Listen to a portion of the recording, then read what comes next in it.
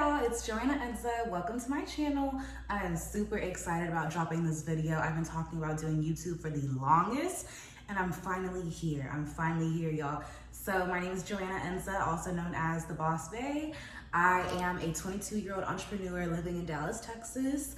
I specialize in Airbnb, interior design. I'm a mentor, mindset coach, and I have a bunch of digital products online. So that is my businesses, that's me. And this video is gonna be getting into exactly who I am, what I come from, what I've been through, where I'm going, and how I got to where I'm at today.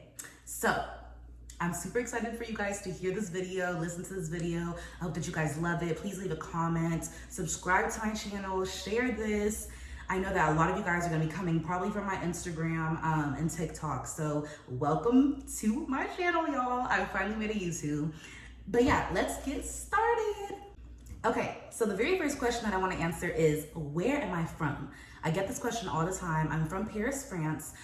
Originally, yes, from Paris, France, guys, not a military brat, none of that. My family is from Europe and Africa. So my mother, she is French and Italian, and my father is Cameroonian from Africa. A lot of people are confused as to how that even happened, but my father went to school in France for college, met my mom there, they had me, and then you know, the family was just there, okay? So we moved to the United States when I was 5 years old. Okay, that looked like 10, but 5 years old, and been here since then. We have not moved back, and yeah, I mean, I love the United States, but of course, like, duh, I wish I was living in Paris still, right? So that's where I'm from. All of my family is still in France and Africa, Italy, all of that. I visited a couple times. Gone back. Last time I went, I was 18 years old. It was for my graduation gift, leaving from high school. So I really missed it. I'm 22 years old now. My plan is to go back to France this year by the end of, 2022 or the beginning of 2023. So yeah, that's where I'm from. Okay, number 2 is, how was my childhood?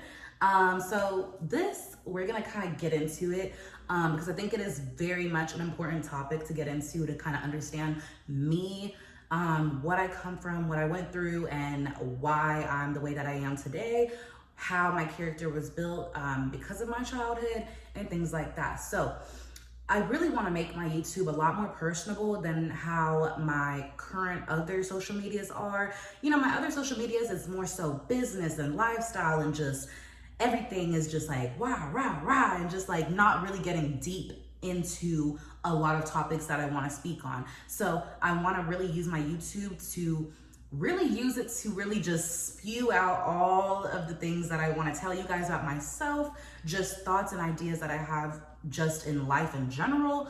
I honestly don't know exactly what type of videos I'm going to make on this channel, but I'm obviously going to talk about business. Yes, we're going to have business conversations, money conversations, Airbnb, all of that.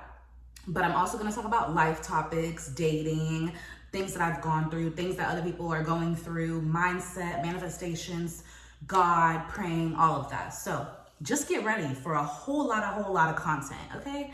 I'm super excited to really just grow on this platform and show you guys the real me. So the title is the title of this video is going to be called The Real Her, The Real JoanaEnza, because I'm going to get very deep and, might get a little emotional. Hopefully not. I don't want to cry on camera, but I'm going to tell y'all everything about me. So get ready, buckle up, let's get into it. So my childhood, basically, like I said, I was born in France. 5 years old is when we moved to the United States. So of course, as a child, leaving your family, all of your extended family behind, obviously is not the most fun, you know what I mean? I wish that I would have grown up with my grandparents more so in my life, and my cousins and all of that, but I really didn't.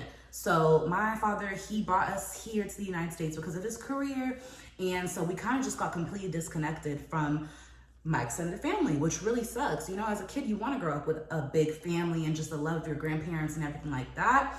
And I wasn't really given the chance to do that because we were in a whole nother continent. So my grandparents, they come every year or so, and a lot of that, impacted just my life in general because I was really stuck in the household of being only with my mom and dad. So 5 years old, you know, cool. I went to an international preschool, learned how to speak English.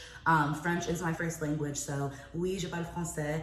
And I had to learn how to speak English. So I learned how to speak English, was an ESL through elementary school. And then once I learned it and I was fluent in English, then that was that. As soon as I turned 10 years old, I started realizing like, I'm not living in a healthy household. I'm really not living in a healthy household. I was going to school and teachers were asking me like, hey, Joanna, like, what's wrong? You know, are you okay? You know, what's wrong with you? Blah, blah, blah. Taking me to the counselor, taking me to the principal to speak to people about what's going on at home. I honestly don't have a super clear memory of everything that would go on in my household at that time, because as a child, you really do only retain things that aren't super, super damaging. I've learned that whenever you grow older, you kind of forget things that were very damaging in your life, because as a protection mechanism. So, of course, there were things going on at home, physical abuse, emotional abuse, mental abuse. I was witnessing my mom get hit by my father all the time at home, yelling, you know, breaking things. I had the police called to my home multiple times. We had CPS called to our home multiple times because, you know, my father was putting his hands on us and my mother. He got arrested for domestic violence. So I did definitely witness a lot of things that were very unfortunate that I should not have witnessed as a child. I had a very, very, very close-knit relationship with my mom, which I still do. I have a very great relationship with my mother. But as a child, I was put in the predicament of trying to be a savior for my mom because I didn't want to see her going through that pain. You know what I mean? And I understood everything that was happening so early on. Like, why is my dad treating my mom like this? Why is my dad cheating on my mom? Why is he doing this and that? And it was just very hard to see. You know, you don't want to see your mom getting hurt and abused and things like that. And then really the anger that he was taking out on her, he started then taking it out on me because he realized like, okay, she is not on my side. She's on her mom's side. She wants to protect her mom. So now she's the enemy. So very, very young and very, very early on, I had a very bad relationship with my father. My father is a narcissist. He was diagnosed with some other mental things that he does not want to take, you know, a hold of or get any help for. But him being a narcissist is the number one key to why our relationship was not good and still is not good because of that. Okay, so I grew up with a narcissistic father, with a mother who was getting, you know, abused and just very, very low in life because of my father. And that was just not a healthy household at all. My father, he started really seeing me as the enemy. So every day that I would be coming home from school, it would be something. He would be getting on to me about something, yelling at me about something, calling me stupid, calling me fat, calling me names. It was always something. Just trying to really, really, really degrade and bring me down as low as he could, to bring me down as much as he did my mother. And that, of course, is not any type of way that a father should be in a kid's life, but that's just what I went through. Okay, so dealing with a narcissistic parent was horrible. I would cry. I remember my childhood was a lot of crying, a lot of being upset, a lot of heartbreak because I didn't understand what was going on. And my parents finally then they got a divorce. So when I was 11 years old, they got a divorce. It was a horrible, horrible divorce that lasted for 6 months in court. Then I finally was able to live with my mother and not have to deal with my dad as much, but I still did. My father, he had joint custody of us. So every time that we would see him on the weekends, it was neglect and just anger and just everything getting into our heads as much as he could. I have a younger brother and sister. I'm the oldest. My brother and sister, they're 5 years and 7 years younger than me. So every single weekend or every other weekend that we were there, it was just a horrible, horrible time. I would literally be crying and crying and crying because I did not want to go to his house. And that's just not the way that any kid should be raised, honestly. And I would say that I wish that my childhood would have been different, but then again, it made me who I am today. So being a child and hearing all the time that you're not gonna be anything, that you're stupid, that you're gonna be a loser, that you're gonna fail, that you're not gonna be anything because you are following your mother's footsteps, that you aren't gonna be anything because you're not listening to me, etc., etc., etc. Just degrading and degrading and degrading and degrading. All of that gets into your head. I suffered from very low self-esteem from a young age, very low confidence, and just being confused, very confused and lost in life because of my father. So luckily I got therapy. Luckily I have an amazing mother who really was so strong and helped me out of a lot of the things that he was putting me and my brother and sister through. And through that help, I was able to rebuild myself. Of course, no one's perfect. I'm not perfect. I've not completely healed from things that I've gone through in my childhood, but it helped. So now I have a lot more confidence in myself. I know that I'm intelligent. I know that I'm smart. I know that I'm gonna do great things.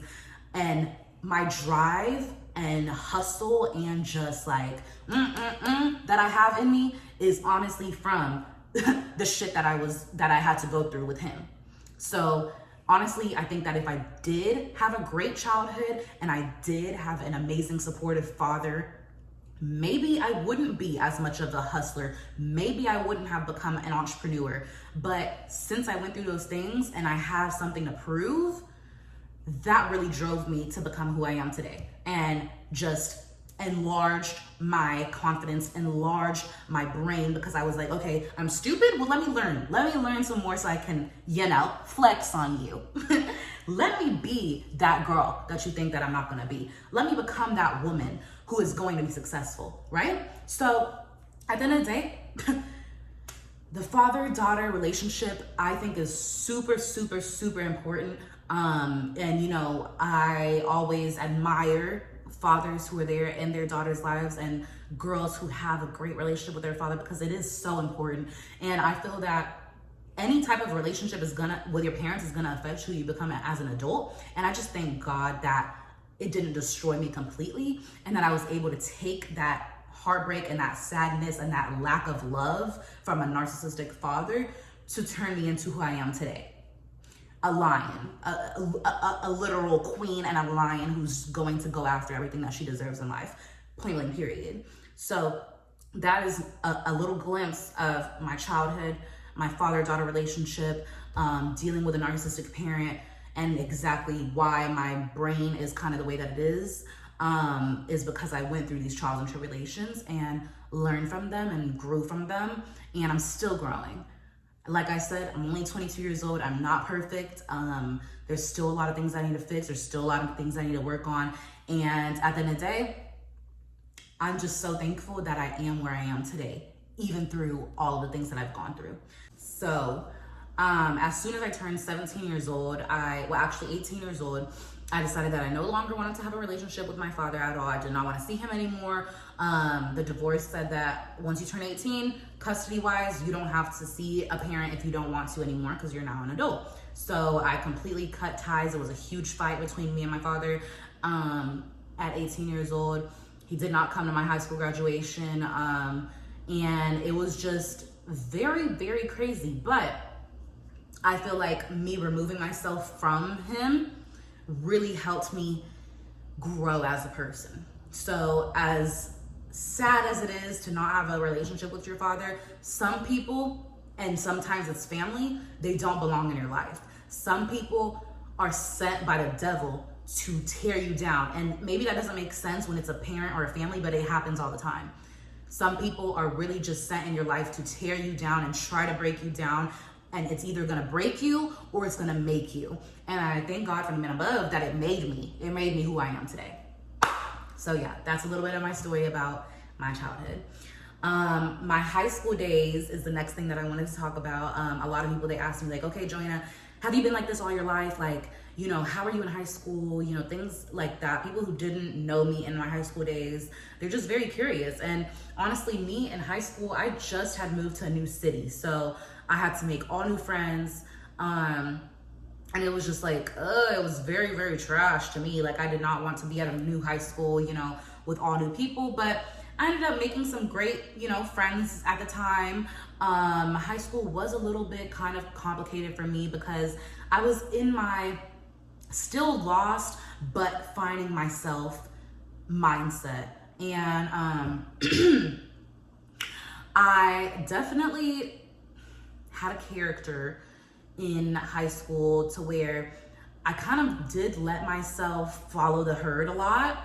You know, partying and boys and this and that and this and that, and just letting people get into my head, and kind of just being so fixated on, okay, I need to look good, I need to look good, I need to get attention from boys, I need to get attention from boys. Like, you know, it's just, it wasn't it wasn't the best mindset to have, but that was me from really my freshman to junior year of high school. And then my junior year, I really snapped out of it because I was like, okay, all of my friends who are doing this stuff, just messing with the boys and this and that, and just caught up in this party life and all of that, they're not gonna be going anywhere in life. They're really not. So I need to find a different path and different friends and kind of just remove myself from these things and figure out what I want to do with my life. College was coming up. I still didn't know what degree I wanted. I still didn't know what I was going to do with my life. And it was just very confusing. And so I had little jobs here and there, and I was just like, oh my God, I hate working these jobs like after school. I really hate it. I need to make some money outside of these jobs. So at 17 years old, I think I was 17 years old, I started up my first little business. And I kind of just always had in my mind that I wanted to be a boss. I did not want to work any jobs. So this was the first spark of it. The first spark was The Natural Way. The Natural Way was my hair care products line that I dropped when I was 17 years old in high school. Everybody always asks like, oh my God, y'all can't see my hair right now because it's in a bun really, but I have curly, thick hair. And if you follow me on Instagram, you'll see that. So everybody was always asking me, what products do you use on your hair? How do you keep your hair so healthy? What do you do, you know, in the shower, da da da. So I was like, okay, instead of telling everybody that I buy Shea Moisture and Cantu and this and that, why don't I create my own products and mix my own little hair masks and try these things out on my hair and see what ingredients are working for me. And so I started doing that. I started whipping up some ingredients in the kitchen. I was like researching, you know, which ingredients are best for curly hair, which ingredients are best for moisturization, defining curls, etc., etc. And so I literally went and bought wholesale a bunch of jars. I bought wholesale a bunch of ingredients. And I started literally whipping it up in the kitchen with the mixer, with the oils, the butters, everything like that. And I was creating these products, adding, you know, little fragrances to it, creating those products, putting them in jars, and I started selling them at school. And I was selling them for, I believe, $15 to $20 or maybe $10. I can't remember the exact price, but somewhere around there, no more than $20. And it was busting. Like, everybody started buying it and they were like, oh my God, the natural way, the natural way, the natural way. So in school, I started being known as the Natural Way J. And all the girls were buying my products because their curls were just popping after using my products. So I decided, like, wow, I need a website. People need to buy my stuff online. I can ship it out. I can't be driving around or dropping it off to all these people around the city. I need to just have shipping and boom. So I figured out how to create my website. While in school, I was like, okay, what website can I use to sell some stuff online? How do you ship products? Da da da. And I created that. So I used bigcartel.com. That is the OG. Bigcartel.com is the OG of my very first business. And I started taking pictures of my products, and then I started growing it. I made products for boys. So I had the Wave Stimulator. I had a beard nourishing product. I had then I went into skin stuff. So I had a face scrub, a lip scrub. I had a hair growth oil serum that I was making. So it was a lot going on and just really popping.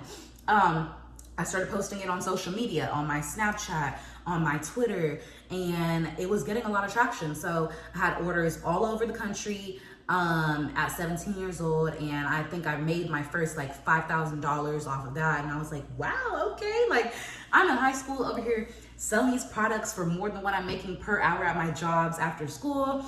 It was just great, a great side hustle, and that really was the opening doors to, okay, I'm really out here. I can really be an entrepreneur. This is what I need to do. So after the natural way, I kind of got tired of that because I just did not feel like doing the products and stuff like that. I was literally, y'all, in the kitchen whipping up stuff and mixing ingredients and packaging it, and it was a mess, and it was just a lot to do, dropping off at the post office, this and that. Some orders were breaking in the shipments. Some of them were breaking, the jars were breaking, or leaking, things like that. It was a lot going on, and at the time I just didn't have time to handle all of that while I was in school. So I ended up putting that on pause and really not going back to it, unfortunately. But I started doing drop shipping. So drop shipping was my next thing. I started selling online clothes and like jewelry, accessories, and things like that. So I was finding wholesale dealers overseas in China, and I created a drop shipping website. So I had people ordering from my websites off social media and also in person too. And boom, it would get shipped to them. I did not have any inventory. I was just bringing in the money and doing my marketing. So that was my second business that I really was like, okay, this is even better, because now I don't need to really work to do it. I am just the middleman of this business, and I'm making this money from marketing and posting and doing this and that and creating my website. So that was kind of just the first time that I had a business that was passive income, from me not having to physically do work to create the business. So that was just a eye-opener and spark to everything else that I do, now today. The next thing that I did was network marketing. So basically, let's reverse engineer, reverse. Okay, so I was doing that, and then it was graduation time, and I went to college. So I went to a community college for 2 years. Did not like school. It really was not interesting to me. Nothing really interested me. I really did not understand why I was taking business classes from professors who don't own their own business, and just don't have the success that I wanted to have. It just didn't make sense to me. I was like, why am I even doing this, wasting my time? Luckily I had a scholarship, so I didn't even pay anything to go to school, but it was still a waste of my time. And so I really just quit school, y'all. I dropped out of school, and my mom was so upset with me. But let's reverse. Actually, while I was in school, I started doing network marketing. So while I was in college, I started doing network marketing. And if you guys remember, Forex IML, that is what I was doing. And within that company, I ran up some money on there for sure. Network marketing is a great first opportunity to get into entrepreneurship and really see the back end of business, of marketing and managing a team, and seeing your orders and this and that, and just really recruiting and marketing. It's a lot of marketing and recruiting and just growing of a business passively, without having physical products and things like that. So it also really, really helps with your mindset. So network marketing, I would say, is one of the biggest keys that opened up my mindset to abundance and business ownership and entrepreneurship. So even though I left that business, it just wasn't for me anymore, it definitely taught me a lot of great lessons. And that was the reason why I decided to quit school, because I was like, okay, I see all these people that are my age and a little bit older making 6 figures or more in this business. I was already making a couple grand per month off of that business while in college. And so it just did not make sense to me to keep going to school for a career that I was studying for that was gonna make me less money than I was supposed to make. And especially learning about business things from people in school that don't own a business. These professors, they did not own their own business. So who am I learning for? Who am I learning from? I wanna learn from people who are doing what I want to do and have had experience with it, and have had success with it, and 10 times, okay? So I dropped out of school, y'all. My mom was pissed. When I say pissed, she was very, very mad, very, very upset with me. And this was 2019 going into 2020. So COVID was just hitting. And my mom was like, okay, well, if you're not going to school, then you need to leave. Like, you need to find your own place. Because I was still living at my mom's house. She was like, you need to find your own place. You need to get a job. You need to figure it out. Like, if you want to be an adult and you want to be, you know, not in school, then go be an adult. So y'all, I was freaking out. I did not know what I was going to do. I was like, oh my God, okay, well, I'm doing network marketing right now, but that's not going to pay my bills. That's not going to pay for an apartment right now. So I had to go and get a 9-to-5. And I was very, very, very upset about that because I did not want to work a job. And it really, really sucked because I had to go and get a job at a call center. That was the only thing that I could find very, very quickly. So I worked at a call center from January to April. And that call center job was the determining factor of me saying, I'm never doing this again. I'm never working a job again. They had me so messed up at that job, y'all. And so messed up, beyond messed up. I was making the top sales in the office, y'all. for this company, this call center company or whatever. And let me tell y'all, the bonus on my check was $1. $1. I said, you're actually literally kidding me because I just made y'all $40K this month. You're actually literally kidding me. It was a slap in the face. When that happened, that's when I knew these jobs don't care about me. These jobs are not going to make me rich. They don't care. They don't care. And I'm not going to be successful with them. And so at that time, I was like, you know what? All of this, screw all of this, screw this job. I'm not doing it. I took a trip. I took my little check that I had from work, y'all, and I was making like $14 an hour, I think, or $13 an hour, not even. So my bi-weekly checks was like $1,000, I believe. Well, like around $1,000 was my bi-weekly checks. Or was that? No, I think it was. Okay. So yeah, it was, I think, around 1,000. I'm really trying to think. Was I making 2K? Oh, I really can't remember, y'all. But it was low. So it was low. And I was basically, okay, so this was the budget for what I was making at my job. I was going to be paying rent with the first check that I would be making of the month. And the second check of the month would be for other bills and just life things. So as you can tell, it was going to be a very big struggle of like, okay, well, I'm living literally paycheck to paycheck because I'm having to pay rent. So the time was coming up that I was going to be moving into this apartment, and I was just like, screw it, I'm going on vacation. This job has drained me. This job has just degraded me. I need a break.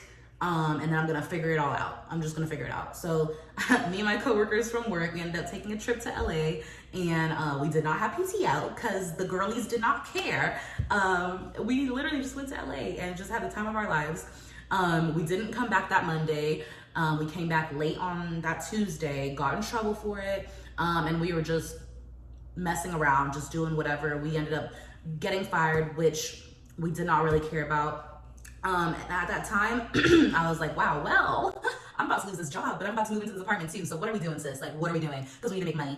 And the network marketing stuff, I kind of had let that go. I let that go before leaving school, basically. And so I was like, what am I about to do?